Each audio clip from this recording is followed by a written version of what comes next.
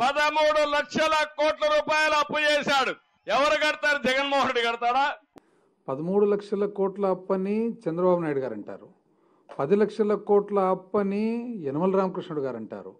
ఒకరు 7 లక్షలు, ఒకరు 8 లక్షలు. అసలు మీరందరూ కూడా బాధ్యతల గల పోస్టులలో ఉన్నవాళ్ళు, బాధ్యత గల పోస్టులు చేసిన వాళ్ళు. ఇది సమంజసమా అని అసలు ఎటువంటివి చూడండి. ఇది రుణకంఠుడు అని చెప్పేసి 10 లక్షల, మళ్ళీ ఫిగర్స్ కూడా 18, 37 లక్షలు అంటే సిస్టమ్ 10 లక్షల కోట్లు, 18 లక్షలు, 18 కోట్లు, 37 లక్షలు. ఏందండి ఇది? ఇదేంది? ఇంకోటి, రాష్ట్రానికి తెస్తున్న అప్పులన్నీ ఏమవుతున్నాయి? వీరు రిక్రూట్ గారు.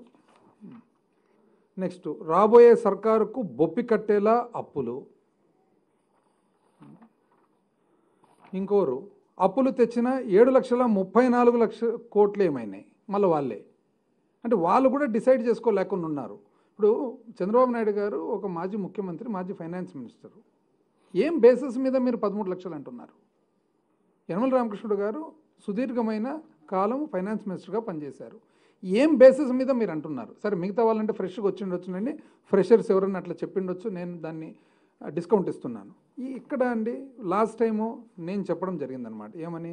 అవును, రాష్ట్ర పరిపాలన సక్రమంగా జరిగినాయి, ఆదాయాలు పెరిగినాయి. కానీ కోవిడ్ వలన ఎన్నో ఇబ్బందులు వచ్చినాయి. పెరగవలసినంత ఆదాయాలు పెరగలేదు. అయినా కూడా మీ పరిపాలన కంటే కూడా బాగా ఆదాయాలు పెరిగినాయి. ఇవన్నీ నేను విత్ ఫిగర్స్ ఇచ్చినాను. ఏం ఫిగర్స్ ఇచ్చినాను నేను? All figures are quoted from documents. ఏ డాక్యుమెంట్స్? కేంద్ర ప్రభుత్వానికి సంబంధించిన డాక్యుమెంట్స్ నుంచి, సిఏజీ నుంచి, ఆర్బీఐ నుంచి. మరి అదేవిధంగా నేను కోట్ చేసేదే కాకుండా పలుసార్లు తెలుగుదేశం పార్టీకి సంబంధించిన పార్లమెంట్ సభ్యులు ప్రశ్నలు వేయగా అధికారికంగా కేంద్ర ఆర్థిక శాఖ, కేంద్ర ఆర్థిక మినిస్టర్ ఆఫ్ స్టేట్ వాళ్ళు, వీళ్ళందరూ కూడా ఇవ్వడం జరిగింది పార్లమెంట్లో. అయినా కూడా 13 లక్షలు, 10 లక్షలు. ఈవెన్ మీడియా కూడా చాలా అన్యాయం అండి ఇది. అంటే ఏదైనా కానీ ఒక ఆరోపణ చేసినప్పుడు ఆ ఆరోపణ పొలిటికల్గా చేయడము, తప్పుడు ఆరోపణ చేయడం తప్పు. కానీ తప్పుడు ఆరోపణ చేసినప్పుడు మీడియా మాత్రం అది యాక్చువల్గా క్లారిఫై చేసుకొని ఇది ఫ్యాక్చువల్లా కాదా అని చూడాల్సిన బాధ్యత ఉందా లేదా? నేను చెప్పడం జరిగింది. ఏమని? ఆ 2014 నుంచి 19 పరిపాలన కంటే కూడా, చంద్రబాబు నాయుడు గారి పరిపాలన కంటే కూడా మనం చాలా బెటర్. ఏ విధంగా బెటరు? రెవెన్యూ రాబడి పెరిగింది. అదేవిధంగా అప్పు శాతము ఎంతైతే చేయడమో వాళ్ళంత శాతము చేయలేదు. వివిధ ఇండికేటర్స్తో పాటు చెప్పడం జరిగింది. అయితే ఉండవలసినంత రాబడి ఇంకా రాలేదు. ఎందుకంటే కోవిడ్ వలన ఉన్న ఖర్చుల కంటే కూడా ఎక్కువ చేయాల్సి వచ్చింది కోవిడ్ వలన. అందుకని ఆర్థిక ఇబ్బందులు వచ్చినాయి. అందువలన కొన్ని డిలేస్ జరిగినాయి అనేది నేను ఓపెన్గా ఒప్పుకున్నాను. అది ఇప్పుడు ఏం చెప్తారు చూడండి. ఏది 13 లక్షలని ఆయన అంటాడు, 10 లక్షలని ఈయన అంటాడు. ఇంకోరు వచ్చేసి ఇప్పుడు ఆ 10 లక్షలు కూడా ఎట్లా అంటున్నారు?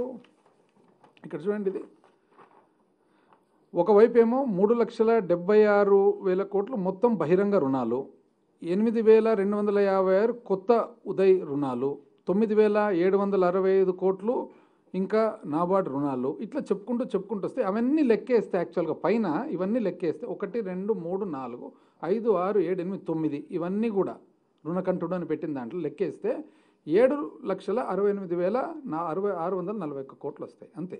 మళ్ళీ 10 లక్షల కోట్లు ఎక్కడి నుంచి వచ్చింది? కింద మళ్ళీ ఫైన్ ప్రింట్లో రాస్తారు. మళ్ళీ 6,602, 32,000 ఇవన్నీ ఏంటివి? పెండింగ్ బిల్లులు 1,70,000. ఎవరు చెప్పారండి 1,70,000 ఉందని? అంటే ఏం బేసిస్ మీద, ఏ ఆధారంగా చెప్తున్నారు 1,70,000 కోట్లని? అసలు ఎంత అన్యాయంగా అండి. డిపాజిట్లు ఇతర మొత్తాలు 28,286, ప్రావిడెంట్ ఫండ్ నుంచి 32,200. ఎవరు చెప్పారండి ఇవన్నీ? అంటే మీరు ఏం బేసిస్ మీద మాట్లాడుతున్నారు?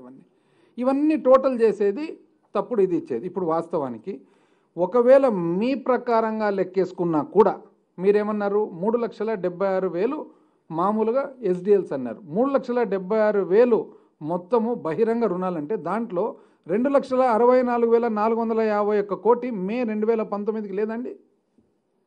అంటే 3,76,000 కోట్లలో పాత 2019 నాటికి అది లేదా? అదేవిధంగా ఉదయ్ బాండ్స్ 8,256. ఉదయ్ బాండ్స్ 2016 సంవత్సరంలో కాదండి తీసుకునేది. అదేవిధంగా loans from government of India 33,118. ఇవన్నీ కూడా EAP externally aided projects. EAP projects అన్నీ కూడా పాత ప్రభుత్వంలో కూడా తీసుకోలేదండి. Non guarantee loans power sector 95,000 కోట్లు, అందులో 69,596 కోట్లు మే 2019 నాటికే లేదా? అదేవిధంగా సిఆర్డిఏ బాండ్స్ 1,500 కోట్లు మీరా మేమాంటి చేసిండేది. సివిల్ సప్లైస్ 50,000 కోట్లు అని రాసినారు, దానికి గాను 22,000 కోట్లు సుమారుగా 2019 ముందరిది లేదండి దాంట్లో. అదేవిధంగా బ్రూవరీస్ కార్పొరేషన్ నుంచి 50,000, వాస్తవానికి యాక్చువల్గా తీసిండేది 36,000, మీరు 50 రాస్తారు నికరంగా. Other corporations 1,45,000. ఆ 1,45,000 కోట్లలో ఆల్రెడీ పవర్కు సంబంధించిన విద్యుత్తుకు సంబంధించిన 95 దాని లోపల ఉంది. 1,45,000 95 విద్యుత్తుది రెండోసారి రాస్తారు. ఆ రెండోసారి రాసినది కూడా ఎప్పుడు? ఆ 95,000లో 70,000 ఇంచుమించుగా పాత ప్రభుత్వాన్ని, అంతకుముందుది. ఎంత అన్యాయం అంటే 1,70,000 కోట్లు ఎవరు చెప్పినారు పెండింగ్ బిల్స్ అంత ఉన్నాయని? ఏం బేసిస్ మీద అంటున్నారు? అంటే మీరు రాసే లెక్క తప్పు. 7 లక్షల చిల్లర, ఆ 7 లక్షల చిల్లరను మీరు 10 లక్షలని హెడ్లైన్స్లో రాయడం అంతకంటే తప్పు. ఆ 7 లక్షల చిల్లరలో కూడా ఇంచుమించు 4 లక్షల కోట్లు పాత 2019 నాటికి కలిపి ఇవన్నీ